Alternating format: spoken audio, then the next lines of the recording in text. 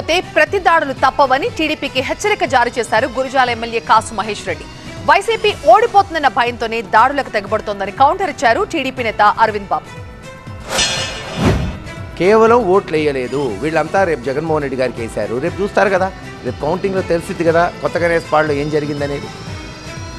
దాని మీద అగ్రకులం కొన్ని వేరే వాళ్ళు ఎవరైనా దాడి చేసుకుంటే ఇద్దరు బీసీలు కొట్టుకున్నారు, ఇద్దరు ఎస్సీలు కొట్టుకున్నారంటే ఒప్పుకుంటాం. కనీసం ఒక అగ్రకులానికి చెందిన వ్యక్తులు విచక్షణారహితంగా బీసీల మీదకి ఎస్టీల మీదకి పోయి ట్రాక్టర్లు తగలబెట్టి ఆటోలు పడగొట్టి బైకులు ఇరగొట్టి ఆడవాళ్ళని హింసించి రేపు ఇదే బీసీలు తిరగబడితే ఈ తెలుగుదేశం వాళ్ళు ఎక్కడ దాచుకుంటారో ఆలోచించుకోండి.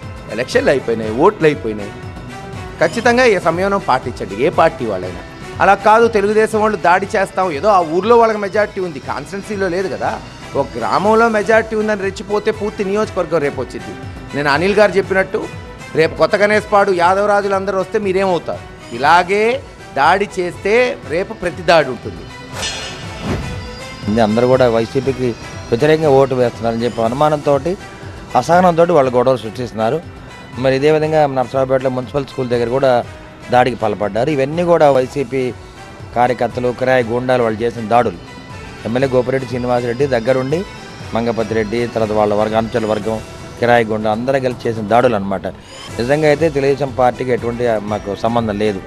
అదేవిధంగా వాళ్ళు చేసిన దాడులను తిప్పుకొట్టడానికి మేము కూడా మళ్ళీ ప్రయత్నం చేయడం జరిగింది, కానీ మా అంతరం మేము దాడి చేయలేదు.